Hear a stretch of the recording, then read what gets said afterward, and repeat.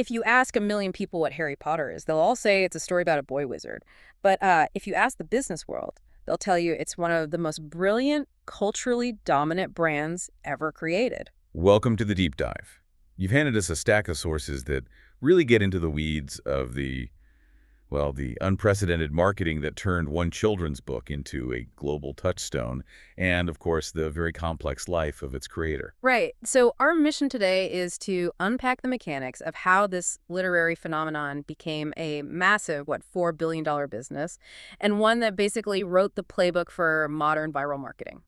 And then we have to look at the other side of that coin, the unique challenge that comes up when the architect of that brand, J.K. Rowling, becomes let's say, a polarizing figure. It's a huge study in contrasts, especially when you think about where it all started. It really is. When Harry Potter and the Philosopher's Stone was first published in the UK in 1997, it was such a tiny, risky venture. We're talking about an initial print run of just 500 copies. 500, that's nothing. It's less than a mid-sized library would order today. I mean, the eventual success was statistically almost impossible. And what immediately kicked things off, it wasn't just the book itself, but the author. The press, according to our sources, just latched on to J.K. Rowling's personal story. Oh, absolutely. The whole narrative of a struggling single mother, battling poverty to create this world. A public relations dream come true, as one source put it. Exactly. It created this immediate human connection that mirrored her own main character's story. It gave the public, permission to emotionally invest in the author right alongside her hero. Okay, so if the start was that minuscule, what was the move that unlocked the global push? How do you even scale a campaign from just 500 books? It came down to early belief and some very high-stakes risk-taking. And the first real turning point wasn't even in the UK. It was the U.S. rights acquisition. That's Scholastic. Arthur Levine, their editorial director, he apparently stumbled on the book at a fair in Italy and just knew. The reports say he felt he had to have the U.S. publishing rights no matter what the cost would be. That is a huge gamble. He's committing serious money to a foreign kid's book that hadn't proven anything yet. A massive gamble. But you have to look at the backdrop. I mean, think about the late 1990s. The children's book market was, it was struggling. Right. Kids were choosing TV, video games. Exactly. Booksellers were desperate for anything to reignite interest. There was this vacuum. So Harry Potter entered a literary world with, and this is a quote, virtually no competition for that kind of attention. And Levine's gut instinct was right on the money. By the end of '98, Scholastic had already ordered 7 reprints of the first book, Sorcerer's Stone, and sold 190,000 copies in the U.S. alone. And that's when the market realized this wasn't just a book, it was a movement. So what was the engine behind that? How did it spread so fast? It was profoundly simple, but at the time revolutionary. Word-of-mouth marketing. Whoa! I mean, success always starts with a good product, right? But for one to truly explode, it needs a story. And Harry Potter had 2. Our sources talk about the 5 factors of successful word-of-mouth marketing, and it hit every single one. You had the magical world of the book, and you had Rowling's own Cinderella story. But the real key to maintaining that growth for a decade, over 7 books, was cultivating this intense emotional loyalty. It wasn't just the thing you read. You, the consumer, experienced and personalized the brand. It's like the loyalty people have for car brands like Volvo, based on safety and security. With Harry Potter, the loyalty was about identification. It was about growing up with these characters. And this is where the timing becomes less about luck and more about strategic genius. That loyalty took root at the exact moment the internet, specifically Web 2.0, went mainstream. The perfect match. Yeah. You had a product structured as a single linear 7-book series. This intentionally left fans wanting more between releases, and the wait could be years. A huge vacuum of curiosity, and the early internet just rushed right in to fill it. Completely. Online communities just exploded. You had fans meeting in forums and chat rooms to not just discuss the plot, but to dissect every hidden clue, map out theories, and write fan fiction. A ton of it. It created what our sources call a strong virtual social network. And at first, the publishers were actually nervous about this. They saw it as a copyright threat. But they pivoted, and this is maybe the most important moment in the brand's early history. What did they do? They realized the incredible power of the viral buzz. So instead of shutting it down, they just let the brand grow freely online.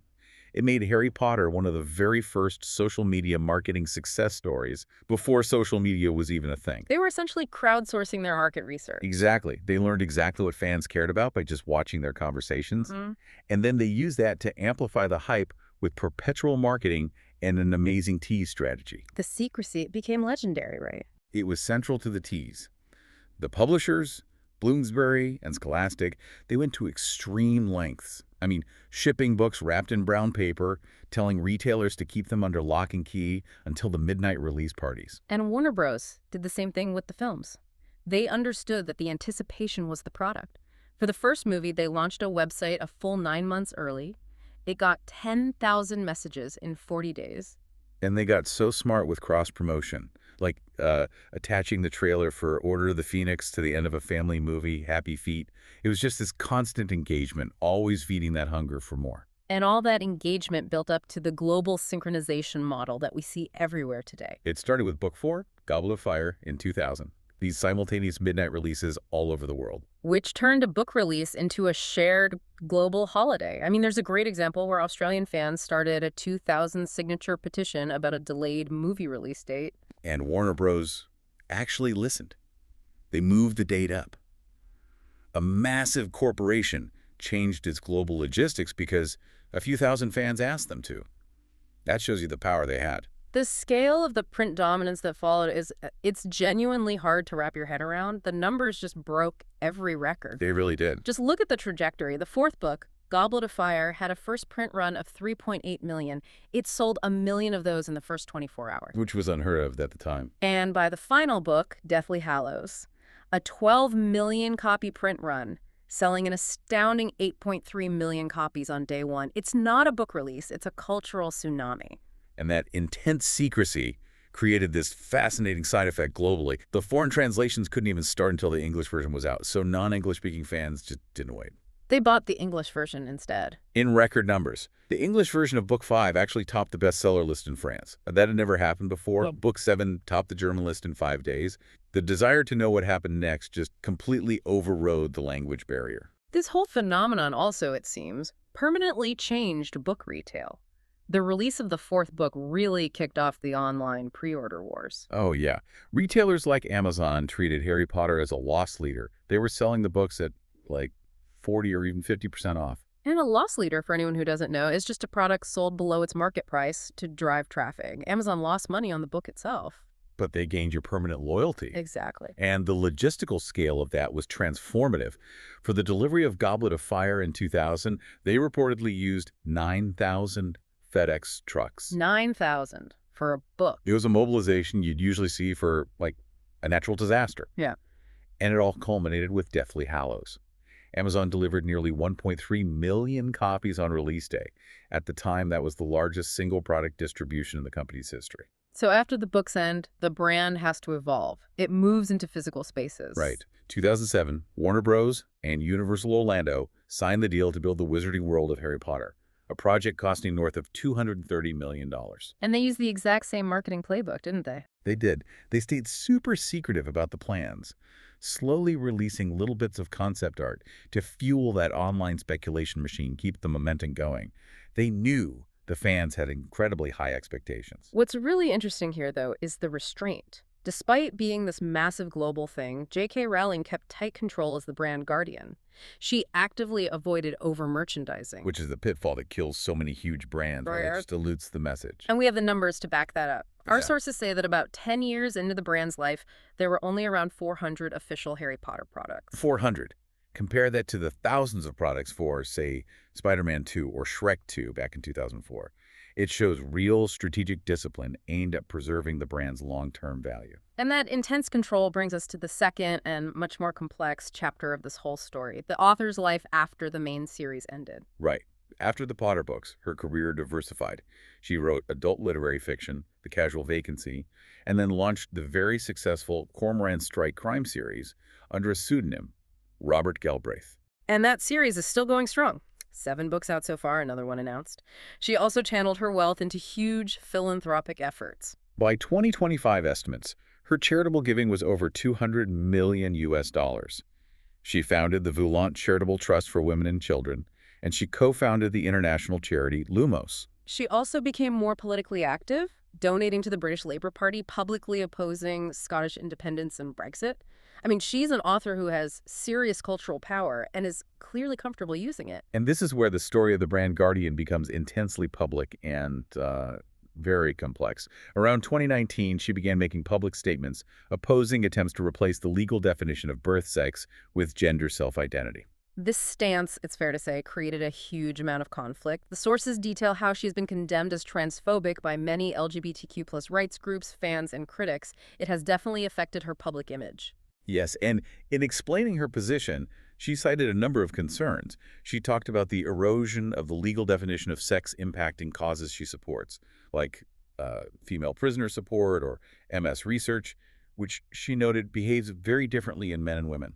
She also brought up concerns about safeguarding, freedom of speech, and what she observed as a huge explosion in young women wishing to transition and an increase in those who later detransition. And crucially, she also said her comments brought on an avalanche of emails and letters that were overwhelmingly supportive from people concerned about the effect of what she called new trans activism on women's rights and safety. So it really paints a picture of a deeply polarized public debate. And regardless of that debate, her control over the wizarding world itself remains absolute. Her role as the brand guardian is still shaping the future of the entire franchise. And that future is massive. There's a new Harry Potter TV series scheduled to start in 2026. It's planned to run for 10 years, with a full series for each of the 7 books. And the critical part, J.K. Rowling is an executive producer. Her being involved in that role is seen as essential for the brand's longevity. It ensures that any future extensions like this huge TV show will have creative consistency. It avoids that market dilution we talked about that so often kills these mega brands. So when we put it all together, what does this mean for you? If you look back, the Harry Potter phenomenon was just this perfect storm. You had a genuinely good addictive product. The careful cultivation of intense emotional loyalty and this groundbreaking use of tease and perpetual marketing all timed perfectly for the rise of the internet. It's the playbook that's now being copied everywhere, from video games like Halo 3 to new book series that were openly trying to be the next Harry Potter. But the unique challenge here is that tension. The tension between this huge communal consumer brand that so many people feel a deep, nostalgic connection to. And its single, intensely scrutinized, politically active creator. The brand's success is built on her foundation, but her public stances now introduce a major point of friction into that relationship. And it leaves us with a really fascinating final thought to mull over. The Harry Potter saga gives us the clear formula for how to manufacture a literary phenomenon: the word of mouth, the secrecy, the tease. But if that playbook is now known, if any challenger can copy the mechanics, what determines if a new brand can ever truly surpass the original pioneer? Especially if that original author, the brand guardian, remains essential and is still actively controlling all the market extensions for the next decade.